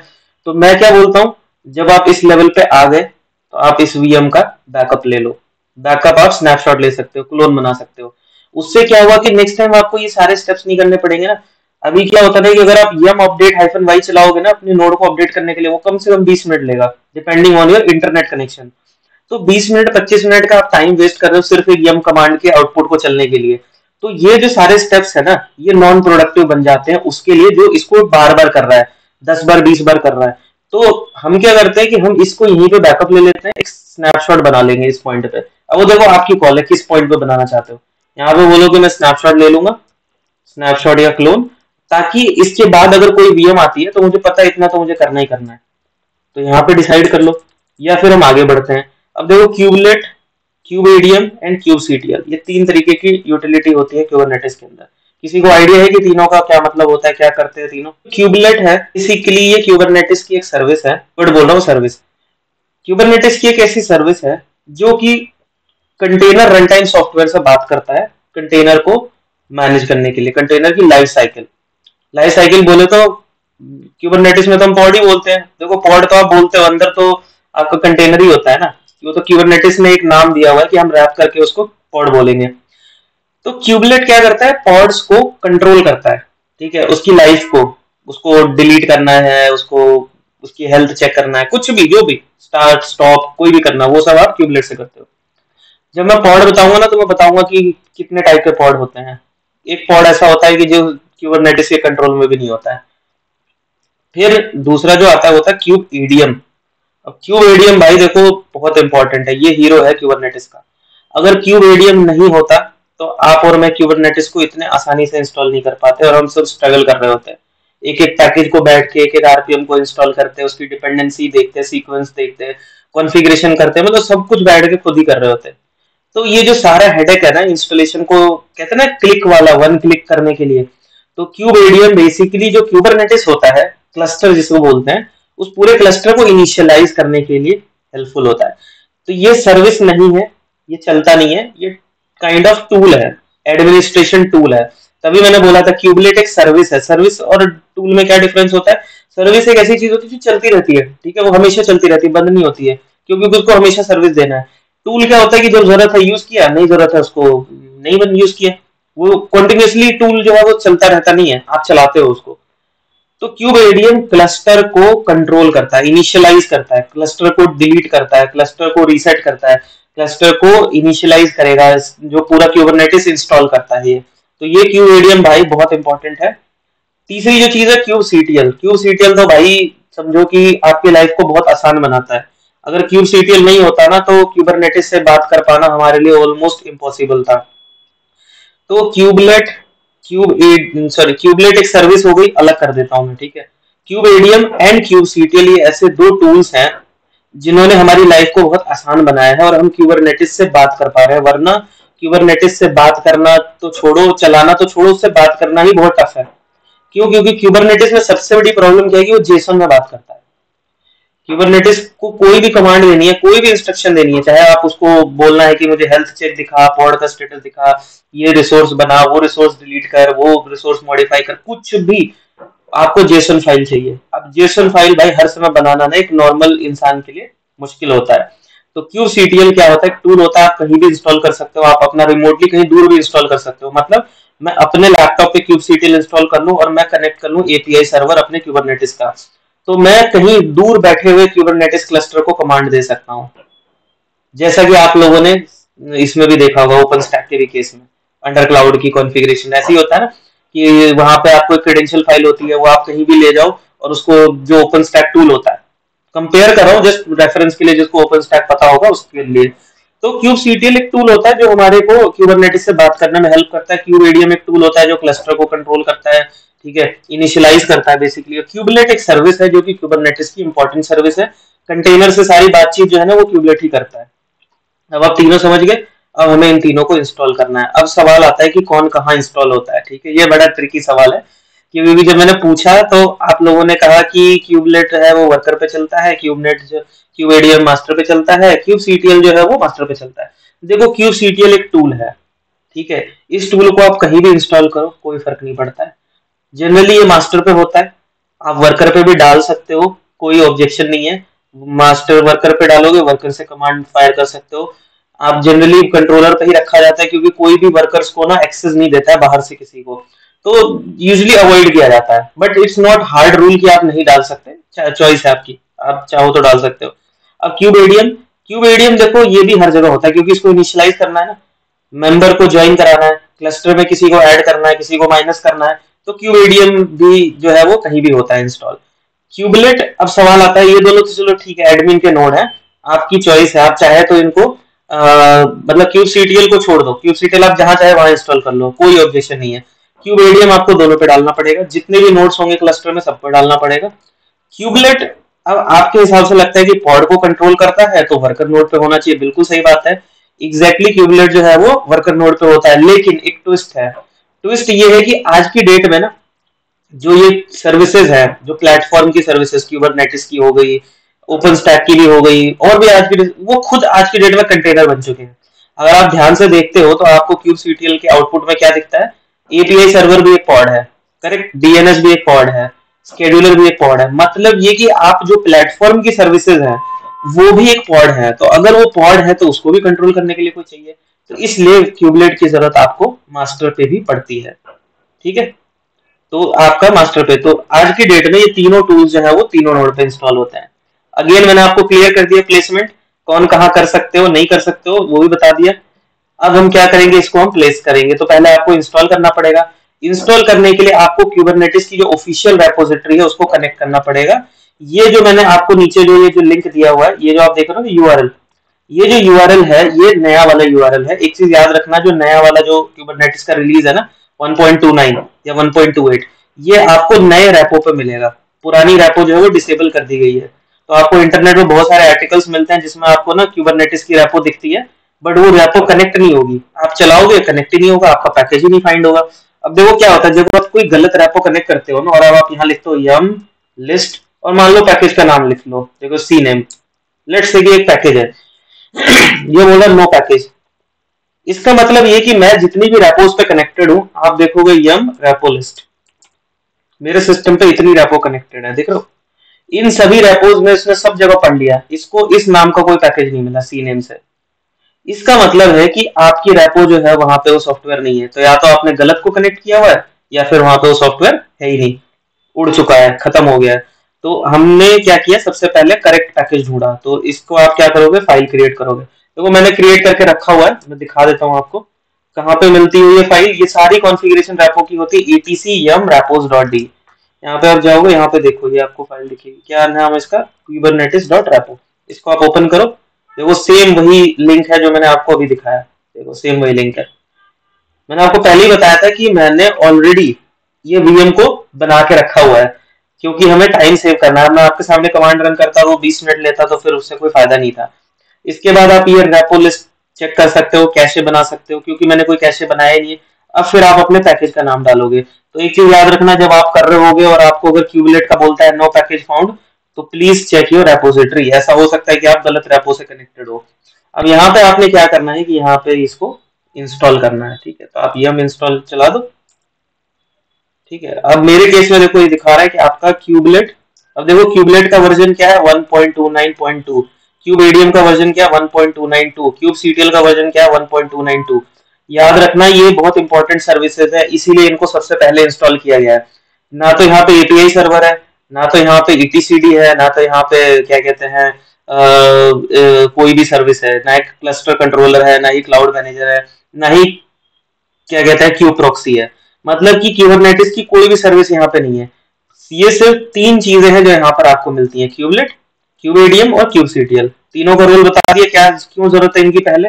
अब आप क्या करोगे, सबसे पहले आप क्यूबलेट को इंस्टॉल करोगे, मतलब इनेबल करोगे। अब मैंने आपसे कहा था कि एक सर्विस है, सर्विस को इनेबल किया जाता है। देखो सर्विस को मैंने इनेबल किया, अब यहाँ पे मुझे आउटपुट देगा। पता नहीं क्यों थोड़ा टाइम ले रहा है, ऐसा ना हो कि मेरा लैपटॉप हैंग हो जाए। तो देखो जब आप लैपटॉप पे काम करते हो ना, थोड़ी सी प्रॉब्लम आती है, ठीक है। अब इतनी अच्छी रिसोर्सेज तो होती नहीं यार हमारे पास कि हम पूरी परफेक्ट लैब बना सकें, लेकिन हमको इसी में ही मैनेज करना है। तो यहाँ पे आप देखोगे तो यहाँ पे दिखाएगा कि इसका स्टेट क्या है। तो यहाँ पे स्टेट अगर मैं देखूँ तो ये बोल रहा है इनेबल, ठीक है। इसका मतलब रिबूट के बाद अप आ जाएगा, यहाँ पे लोडेड दिखा रहा है लेकिन एक्टिवेटिंग में दिखा रहा है ऑटो, मतलब ये मेरा चला नहीं है। तो मुझे इसको स्टार्ट करना पड़ेगा फिर से, एक बार और स्टार्ट करते हैं, ठीक है। लेट्स सी क्यूबलेट स्टार्ट होता है नहीं होता है, हो गया। अब आप क्या करोगे, ये सब आपने सारे काम कर लिए, क्यूबलेट कर दिया। अब हमें करना है सबसे पहली नोड को डिप्लॉय, मतलब कि इनिशियलाइज। क्लस्टर में सबसे पहली नोड जो आता है उसको बोलते हैं हम कंट्रोलर 1। ठीक है, सबसे पहला नोड जो कि क्लस्टर को ज्वाइन करेगा। ये चेक्स हैं, छोटे से चेक्स हैं, कोई जरूरी नहीं है, ये जस्ट जो आपने ऊपर किए थे ना वही सेम चीज को चेक करने के लिए है। अब आपने यहाँ पे क्या करना होता है कि देखो ये क्यूब एडीएम एक टूल है जो क्यूबरनेटिस की इंस्टॉलेशन करेगा क्लस्टर की। तो ये कमांड होती है कि जिससे ना आप इमेजेस पुल करते हो। तो जब आप ये वाली कमांड चलाते हो क्यूब एडीएम कॉन्फिग पुल, देखो इसके आगे मैंने इंस्टॉल नहीं किया है तो मैं आपको बता दूं, वरना आपको लगेगा कि मैं पूरा क्लस्टर इंस्टॉल करके बैठा हूँ। इस पॉइंट पे मैंने इसका ले लिया क्लोन। तो मैंने आपसे भी लास्ट टाइम बोला था ना, तो आप भी क्या करो, यहाँ पे ले लो क्लोन। अब ऐसा क्यों करोगे, क्योंकि इसके आगे अब आप मास्टर बना रहे हो, कल को आप वर्कर बनाओगे, कल को आप दूसरे क्लस्टर बनाओगे, तो ये स्टेप आपके हो गए कॉमन। यहाँ पे अगर आपने क्लोन कर दिया तो उसके बाद आपको सिर्फ इनिशियलाइज करना होगा। तो सोचो आपका कितना टाइम बचेगा।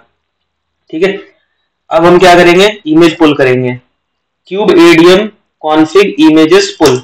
अगर मैं ये कमांड चलाऊंगा तो ये क्या करेगा, ये क्यूबरनेटिस की रेपो से कनेक्ट करेगा और क्यूबरनेटिस की जितनी भी इमेजेस हैं उनको डाउनलोड करेगा।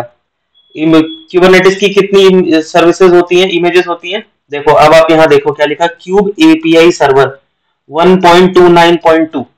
तो अभी हमारे सिस्टम पे कौन सा इंस्टॉल होने जा रहा है, 1.29 cube API server, cube controller manager, cube controller manager, cube scheduler 1.292। तो ये आप देख रहे हो, इसी से ही क्यूबरनेटिस का वर्जन निकलता है। लोग सवाल पूछते हैं ना आपसे कि कौन सा क्यूबरनेटिस है, उसका वर्जन बताओ। तो देखो भाई, जो क्यूबरनेटिस के जो वर्जन होते हैं ना, क्या कहते हैं, वो बेसिकली कलेक्शन ऑफ सर्विस होता है। तो कलेक्शन ऑफ सर्विस में जो मैंडेटरी सर्विसेज होती है उनके रिलीज आपको देखने को मिलते हैं, बाकी सर्विसेज का आपको कोई भी रिलीज मिल सकता है। अब कोर डीएनएस जो है वो क्यूबरनेटिस का पार्ट नहीं है, वो एक ओपन सोर्स सॉफ्टवेयर है, तो उन्होंने वहां से उसको उठाया हुआ है। तो यहाँ पे आपको एपीआई सर्वर दिखा कौन सा, 1.29, कंट्रोलर दिखा कितना 1.29, स्केड्यूलर दिखा 1.29, क्यूब प्रॉक्सी दिखा 1.29, और उसके बाद ये पॉज, ईटीसीडी और ये कोर डीएनएस। देखो ये तीनों आउटसाइड क्यूबरनेटिस हैं। आउटसाइड क्यूबरनेटिस का मतलब ये होता है कि ये क्यूबरनेटिस कम्युनिटी ने सॉफ्टवेयर को नहीं बनाया है, ये सॉफ्टवेयर जो है वो ओपन सोर्स है, कोर डीएनएस अलग है, ईटीसीडी अलग है, क्यूबरनेटिस इसको यूज करता है। तो इसने अपनी रेपोजिटरी से ये सारे इमेजेस डाउनलोड कर लिए। अब इसका फायदा क्या होगा कि जब मैं इंस्टॉल कमांड चलाऊंगा ना उस टाइम पे मेरा टाइम सेव हो जाएगा। तो देखो सबसे इंपॉर्टेंट कमांड जो आपके क्यूबरनेटिस को स्टार्ट करता है क्लस्टर को, वो होता है क्यूब एडीएम इनिशियलाइज, मतलब इनिट। इनिट का मतलब होता है इनिशियलाइज। सबसे पहले जब आपका क्लस्टर जो है वो बूट होता है, वो होता है आपका इस कमांड से। और इसके बाद आप अपने आर्गुमेंट्स देते हो। अगर आपको आर्गुमेंट्स नहीं पता है तो आप छोड़ दो खाली, अपने आप वो उठा लेगा सिस्टम से। लेकिन ऐसा ना हो कि वो कोई दूसरी वैल्यू उठा ले और जो आप चाहते हो वो वैल्यू ना मिले, तो उस केस में आपको यहाँ पे स्पेसिफाई कर सकते हो। अब देखो ये होता है पॉड का नेटवर्क। पॉड नेटवर्क साइडर का मतलब ये होता है कि आपके जो पॉड्स चलेंगे ना उनकी आईपी क्या होगी इंटरनली। इसके लिए हमेशा 16 रखा जाता है, /16, क्योंकि ये बहुत बड़ा सबनेट होता है, आपके हजारों पॉड्स इसमें चलते हैं और इन पॉड्स की आईपी को आप बाहर से एक्सेस नहीं कर सकते हो, सिर्फ विद इन क्यूबरनेटिस आप कर सकते हो एक्सेस इस आईपी को। तो ये हो गया आपका क्या, ये बन गया बेसिकली आपका हो गया ओवरले नेटवर्क, जो मैंने आपको थोड़ी देर पहले बताया था। ओवरले मतलब वो नेटवर्क जो कि क्यूबरनेटिस के पॉड्स के अंदर चलता है, पॉड्स के लिए चलता है, उसको हम बोलते हैं ओवरले। और जो नोड लेवल पे चलता है, चाहे वीएम लेवल पे चलता है, उसको हम बोलते हैं अंडरले। तो आप यहाँ पे डिफाइन कर सकते हो, अगर आपको चाहिए, कोई नहीं चाहिए तो छोड़ दो, ऑटोमेटिकली उठा लेगा। फिर आता है आपका एपीआई सर्वर की आईपी, कि एपीआई सर्वर को कौन सी आईपी देनी है। तो यहाँ पे आपको कंट्रोलर की आईपी देनी पड़ेगी, कंट्रोलर 1 की। अब आप अगर इसको खाली छोड़ दोगे तो वो क्या करेगा कि वो इंटरफेस को पढ़ेगा और वहां से उसको जो आईपी मिलेगी उठा लेगा। क्यों, क्योंकि आपने स्पेसिफाई नहीं किया है। अब देखो मेरे केस में है 2 इंटरफेसेस, अगर मैं इस पे नहीं स्पेसिफाई करूंगा तो वो कोई भी आईपी उठा लेगा, और अगर उसने पहला इंटरफेस उठा लिया तो ये आईपी जो है वो बदल सकती है, क्योंकि वो इंटरनेट के लिए यूज होती है। ठीक है, तो मैं इसको चाहता हूं कि भाई तुम जो है वो इंटरनल आईपी को रेफर करो मेरी रिक्वायरमेंट के केस में, तो यहाँ पर मैं इसको आईपी स्पेसिफाई करूंगा। नेक्स्ट बहुत इंपॉर्टेंट चीज होती है सॉकेट। देखो आप यहाँ पे समझो, यहाँ पे मैंने दिया हुआ है, ये होता है रन टाइम सॉफ्टवेयर और ये होता है उनका पाथ। ये बहुत इंपॉर्टेंट है। क्यूबरनेटिस जो है वो कभी भी बाउंडेशन नहीं लगाता है कि आपको सिर्फ डॉकर इंजन यूज करना है, या आपको CRIO यूज करना है, या आपको कंटेनर डी यूज करना है, आपको कभी भी बाउंड नहीं करता है। एज ए यूजर आपकी चॉइस है, आपको कोई भी चाहिए आप यहाँ पे पॉडमन भी ले सकते हो। ठीक है, उसके लिए आपको चेंजेस करने पड़ेंगे। तो यहाँ पे ये इन्होंने पाथ बताया हुआ है कि ये कैसे कॉल करता है। तो वैर रन कंटेनर डी के अंदर ये फाइल होती है containerd.sock। अगर आप CRIO इंस्टॉल करोगे तो var run CRIO के अंदर ये फाइल होगी sock, और अगर आप डॉकर इंजन यूज कर रहे हो तो यहाँ पे ये फाइल होगी CRIO docker d। डिपेंडिंग कि आप कौन सा कंटेनर रन टाइम सॉफ्टवेयर ले रहे हो उसके हिसाब से आपको ये पाथ होता है। अगर आपको नहीं पता आप छोड़ दो, वो अपने आप देख लेगा कौन सा आपने इंस्टॉल किया हुआ है, वो उसको उठा लेगा। बट ये मैंने जानबूझ के इसको रखा है, क्यों? क्योंकि मैं चाहता हूँ कि आपको पता चले कि कैसे हम अपना खुद का कंटेनर रन टाइम सिलेक्ट कर सकते हैं जब हम क्लस्टर को इंस्टॉल करते हैं। और ये होता है वर्बोज मोड। वर्बोज मतलब डिटेल मोड। जब आप इसको 5 कर देते हो तो ये पूरा लो लेवल पे दिखाएगा कि ये क्या क्या कमांड चला रहा है। बहुत छोटा सा स्टेप है, बता रहा हूँ, 5-10 मिनट में आपका क्यूबरनेटिस रेडी हो जाता है। ठीक है, क्यूबरनेटिस इंस्टॉल करना आज की डेट में बहुत आसान है। ठीक है, 1 मिनट रुको, ये कमांड मैं रन नहीं करूंगा क्योंकि मुझे यहाँ पे चेंजेस करने हैं। यहाँ पे आप देखोगे तो मुझे आईपी डालनी है। एक सेकेंड, हाँ रुको, एक काम करते हैं, क्योंकि यहाँ ना प्रॉब्लम है, तो मैं इसको यहाँ लिखता हूँ। कॉपी पेस्ट का प्रॉब्लम हो जाता है ना, इसलिए यहाँ पे मैं कोई नेटवर्क दे देता हूँ। लेट से आप कहते हो 192.168.0.0/16। अब ये क्या करेगा, ये आपके पॉड्स को नेटवर्क दे देगा 192.168.0.0 के बीच में। कोई भी आईपी पॉड को रेंडमली मिलती है।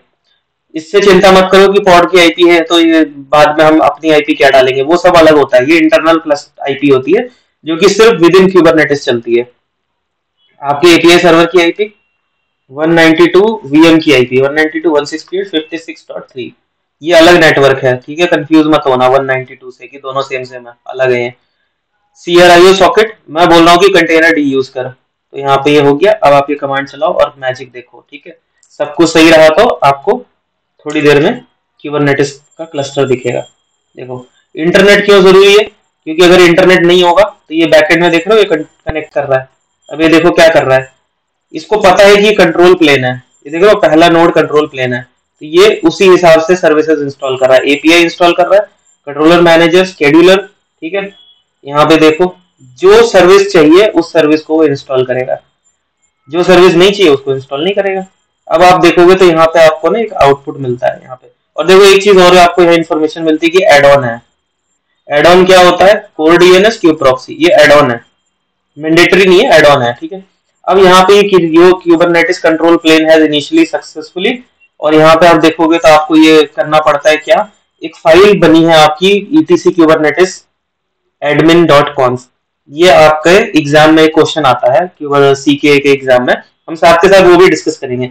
वो क्या करेंगे ना कि बोलेंगे यार हमारा ना एपीआई सर्वर कनेक्ट नहीं हो रहा है। जब मैं qctl कमांड चलाता हूँ, लेट्स से कि मैं qctl कमांड चलाता हूँ गेट पॉड, ठीक है, -a का मतलब था ऑल नेम स्पेस। तो ये मुझे कहता है कि connection refuse did you specify right server. इसका मतलब है कि मैं करेक्ट एपीआई सर्वर से कॉन्फ़िगर नहीं है। तो बोलेगा कि इसका वो बताओ, रीजन क्या है, इसको फिक्स करो।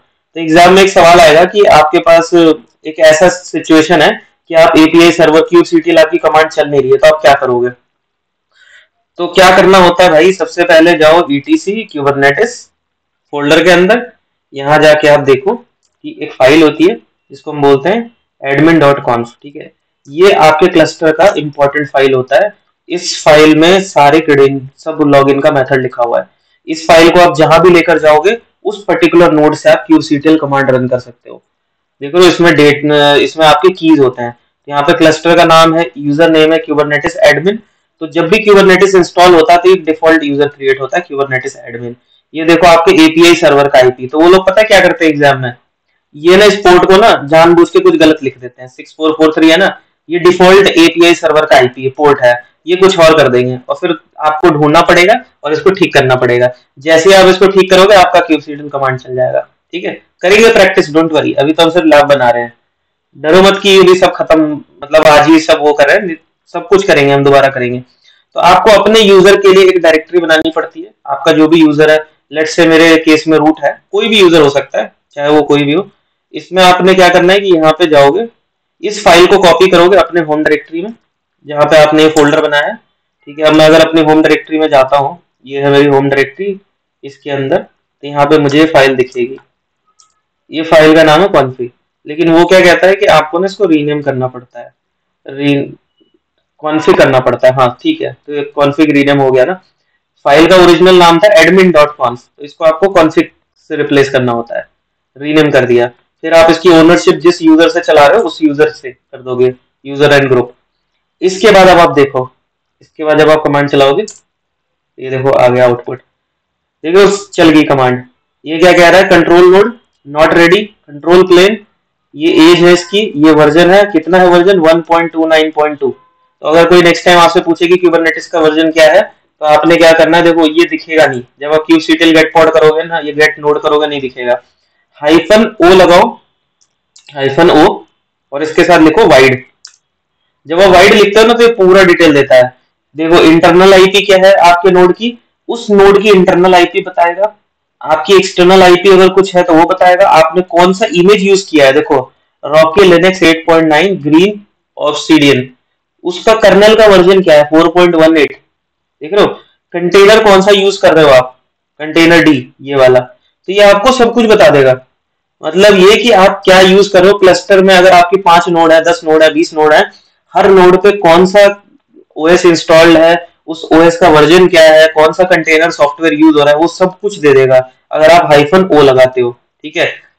अब यहाँ पे ना एक चीज आपको देखने को मिलेगी कि जब आप ये कमांड चलाते हो तो ये बोलता है नॉट रेडी, और अगर मैं करता हूँ kubectl गेट पॉड हाइफन ए, तो यहाँ पे आपको दिखेगा etcd चल रहा है, एपीआई सर्वर चल रहा है, कंट्रोल मैनेजर चल रहा है, प्रॉक्सी चल रहा है, शेड्यूलर चल रहा है, कोर डीएनएस चल रहा है, मतलब ऑलमोस्ट सारी सर्विसेज चल रही है। लेकिन कोर डीएनएस जो है वो रेडी नहीं है, ठीक है, पेंडिंग में दिखा रहा है, कोर डीएनएस पेंडिंग में है। कोई बात नहीं, कोर डीएनएस का हमारा कोई खास यूज नहीं है, हमको अभी फिलहाल नहीं चाहिए। लेकिन मुझे जो चिंता है उस बात की है कि ये बोल रहा है नॉट रेडी, मतलब ये कि ये नोड रेडी नहीं है सर्विस के लिए। तो ये तो बहुत बड़ी प्रॉब्लम है, मतलब मैं कुछ कर नहीं सकता इसके अंदर। चलो एक बार क्लस्टर कॉन्फ़िग भी पढ़ लेते हैं, ये कमांड होती है, ये भी पेपर में क्वेश्चंस आ जाते हैं कि क्लस्टर की कॉन्फ़िगरेशन कैसे देखते हो। kubectl क्लस्टर इन्फो, ये आपको बताएगा कि क्लस्टर का कंट्रोल प्लेन की किस पे चल रहा है, ये आपका यूआरएल है, ठीक है। कोर डीएनएस जो है वो इस वाले उसमें चल रहा है। और अगर आपको ज्यादा डिटेल में चाहिए तो एक बहुत ही बढ़िया कमांड होती है जिसको बोलते हैं kubectl क्लस्टर इन्फो डंप। ये भाई आपको इतना बड़ा आउटपुट दे देगा ना, पूरे क्लस्टर की इन्फॉर्मेशन दे देगा, मतलब पूरे क्लस्टर में क्या क्या चीजें हैं सब कुछ बता देगा, कंप्लीट डिटेल, टोटल इन्फॉर्मेशन। जब आप टिकट विकेट रेज करते हो किसी को सपोर्ट के लिए, कोई भी पूछता है कि भाई मुझे क्यूबरनेटिस का पूरा दिखाओ कंप्लीट सिस्टम, तो वो आपको सब कुछ बता देगा। देखो इसमें ये भी बता रहा है कि इवेंट्स भी बता रहा है कि सिस्टम में भी क्या चल रहा है, ये सारी चीजें डिटेल इन्फॉर्मेशन मिलती है आपको, ठीक है। पर हम वापस अपनी प्रॉब्लम पे आते हैं कि मैंने बोला यार यहाँ पे तो नोड जो है वो नॉट रेडी बोल रहा है, तो ये नॉट रेडी क्यों बोल रहा है, इसका मतलब है कि ये नोड तैयार नहीं है अभी सर्विस के लिए। उसका रीजन क्या है कि आपने ना सीएनआई कॉन्फ़िगर नहीं किया है। अभी सीएनआई क्या भला होता है, सीएनआई का मतलब होता है कंटेनर नेटवर्क इंटरफेस, ठीक है। अब कंटेनर नेटवर्क इंटरफेस क्या होता है, कंटेनर नेटवर्क इंटरफेस मैंने आपको बताया था फाउंडेशन की क्लास में कि कंटेनर्स को अगर आपको कनेक्ट करना है बाहर किसी से, या फिर आपको कंटेनर को अलग से कोई आईपी देनी है, क्यूबरनेटिस जो डिफॉल्ट नेटवर्क देता है वो आपको एक सिंगल आईपी देता है, एक इंटरफेस मिलता है।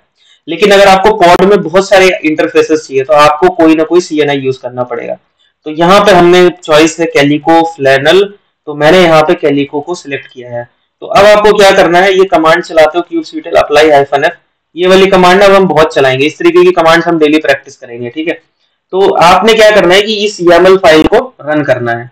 तो अगर मुझे इस YAML फाइल को रन करता हूँ, इसके बाद भी मैं एक बड़ी अच्छी चीज दिखाऊंगा।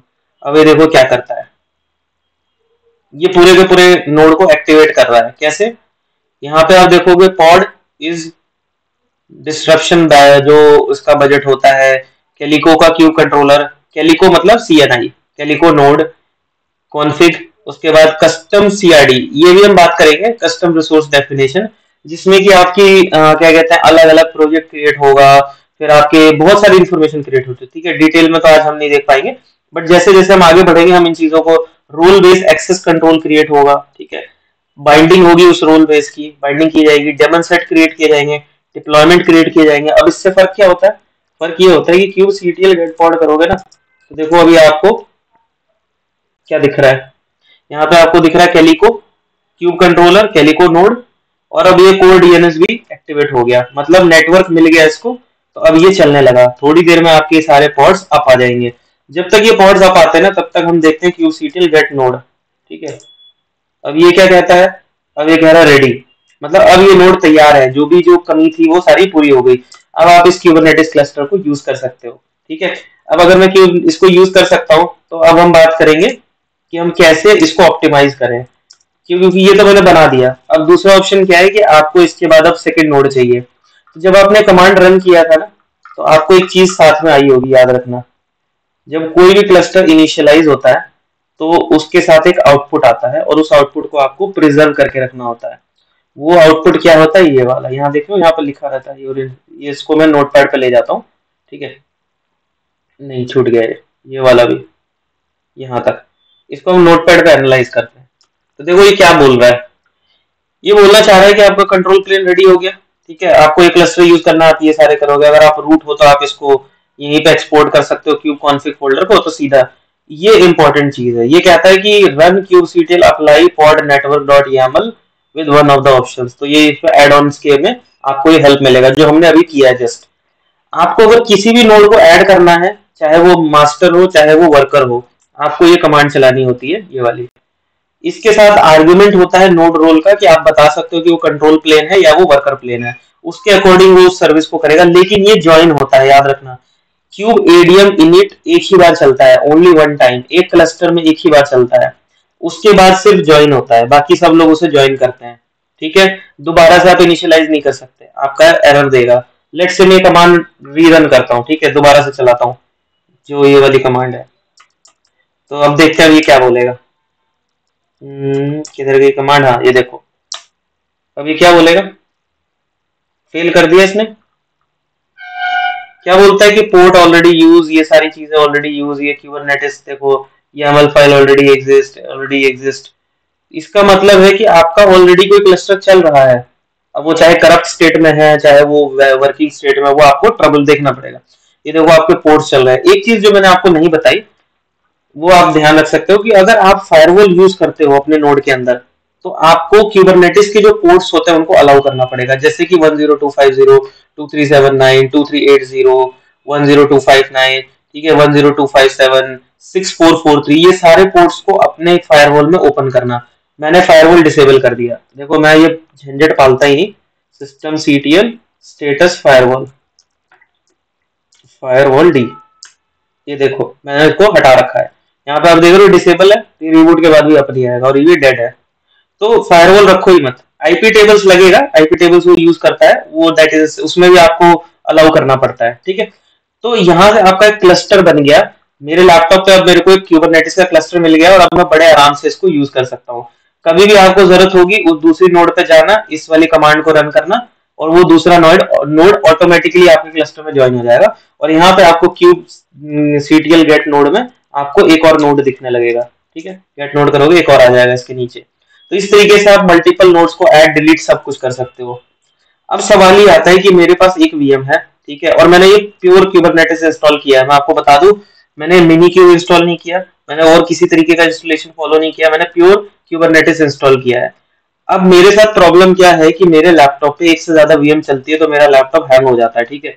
हो सकता है आपके साथ भी होगा होगा तो कोई बात नहीं, मैं सोल्यूशन बता रहा हूँ। नहीं होता तो बहुत अच्छी बात है, फिर तो मल्टीपल नोड्स इंस्टॉल कर लो, ठीक है। आशीष ने बोला था कि वो 3 नोड चला सकता है अपने लैपटॉप के ऊपर, राइट आशीष? तो आप अगर चला सकते हो तो बहुत अच्छी बात है।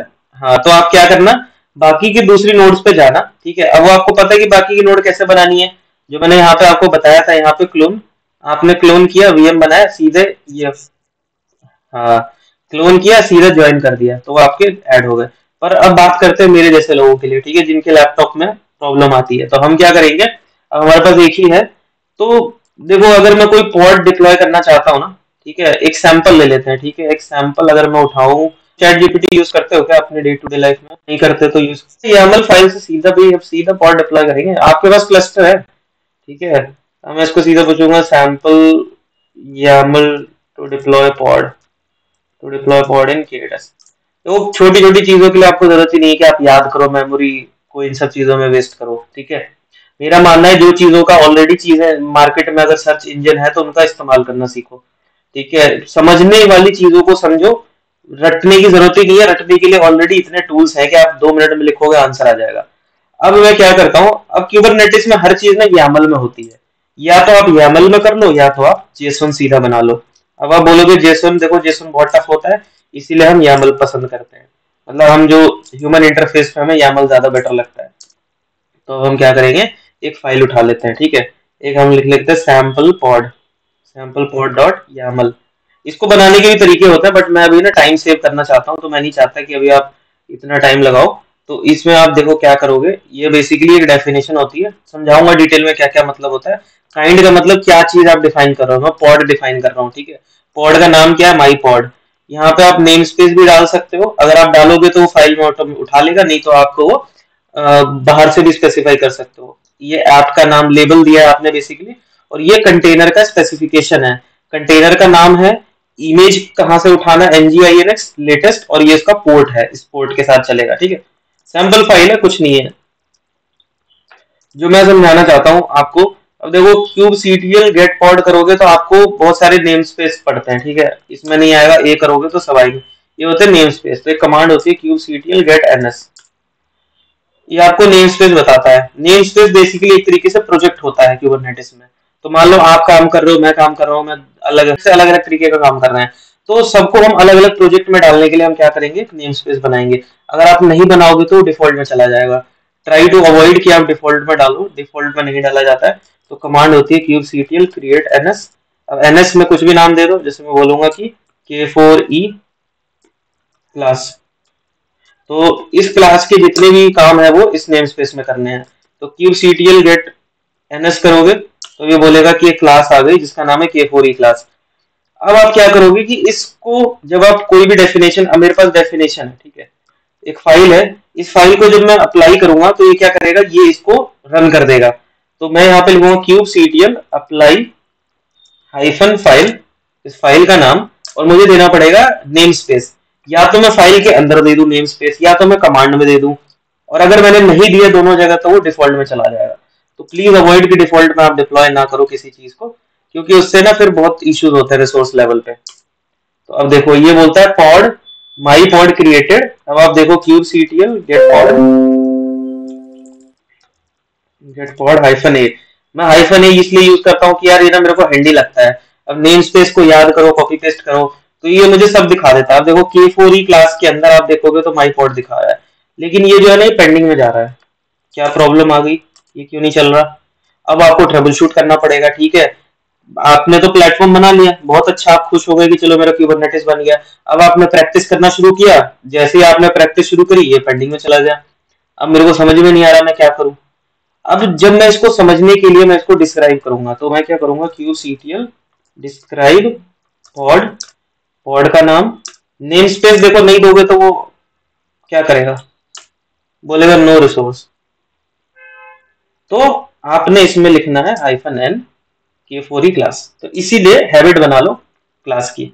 अब आप देखोगे तो यहाँ पे ये जो पॉड है डेफिनेशन, ये बता रहा है पॉड का सारा डेफिनेशन है सब कुछ। प्रॉब्लम कहाँ है, प्रॉब्लम यहाँ देखना पड़ेगा, यहाँ पे इवेंट में फेल स्केड्यूलिंग, स्केड्यूल ही नहीं कर पाया, ठीक है। जब आपको अगर कॉल फ्लो, सौम्या को कॉल फ्लो याद होगा जब मैंने बताया था पॉड का कैसे कॉल फ्लो होता है। स्केड्यूलर जो होता है वो ढूंढ के लाता है कि कहाँ पे पॉड को डिप्लॉय करना है। अब ये कह रहा है कि फेल हो गया, बोला 0 आउट ऑफ 1 नोड अवेलेबल, कोई नोड ही नहीं है भाई डिप्लॉय करने के लिए। ऐसे कैसे, एक नोड है आपके पास लेकिन वो तो मास्टर है, कंट्रोलर है। अब आप कंट्रोलर पे थोड़ी पॉड चलाते हो, नहीं चलाते ना, आप तो वर्कर पे चलाते हो। बट मेरे साथ क्या केस है कि मैं तो मजबूर हूँ, मेरे पास एक ही नोड है।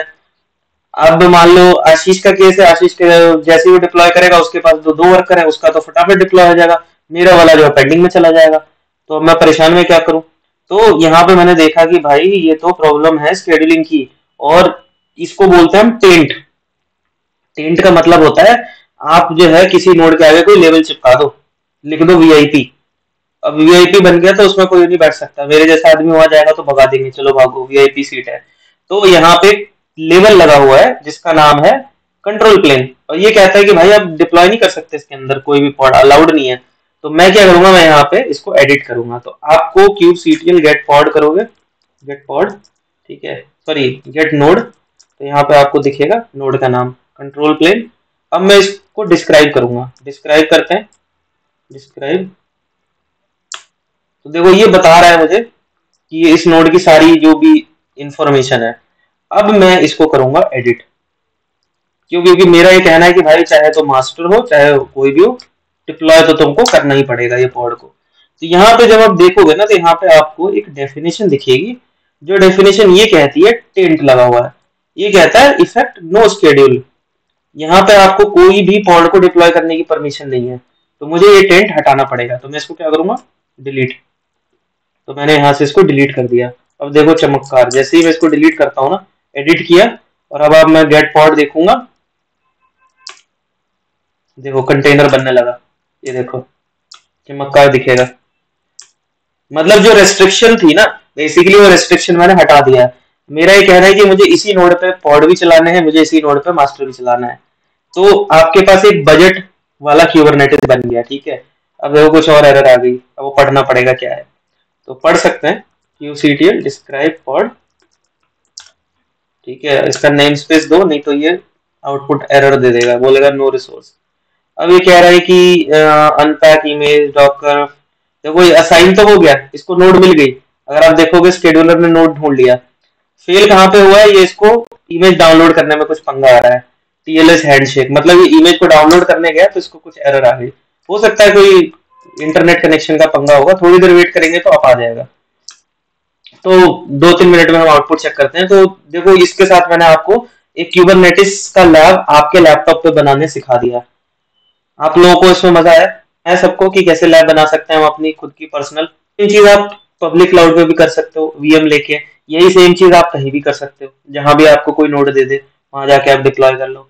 तो इस तरीके से हम क्यूबरनेटिस बनाते हैं। कोई डाउट शूटिंग हम देखेंगे कि कैसे ट्रबल शूट करते हैं। नई क्लास आज की। तो मैंने क्या किया, मैंने डिलीट कर दिया। अब जब आप डिलीट कर देते हो ना, एक छोटी चीज दिखा देता हूँ। तो डिलीट कर दिया तो पड़ गया, देखो आ गया, ये वापस आ गया। अब देखो रनिंग में है, देखो रनिंग में है क्यूसीटीएल डिस्क्राइब पॉड। पॉड का नाम है ये नेम स्पेस, ये हो गया। अब यहाँ पे आप देखोगे ये सक्सेसफुली स्टार्ट हो गया। इसमें आप देखोगे तो कंटेनर का नाम होता है माई कंटेनर। तो क्यों आप इस कंटेनर पे लॉगिन भी कर सकते हो, ठीक है। वो आपको पता है कैसे लॉगिन करते हैं। देखो कंटेनर पे लॉगिन करने के लिए क्यूसीटीएल गेट पॉड करोगे -a, तो यहाँ पे कमांड चलती है क्यूसीटीएल एग्जीक्यूट -it, पॉड का नाम माई पॉड, कंटेनर का नाम -c, क्या नाम था कंटेनर का, माई कंटेनर, ठीक है। इसके बाद नेम स्पेस, नेम स्पेस है K4E क्लास। फिर उसके बाद हाइफन हाइफन जो भी कमांड देना है, मान लो कि आपको बैश देना है, बिन बैश दे। ये एलएस चला लेते हैं, चलो एलएस।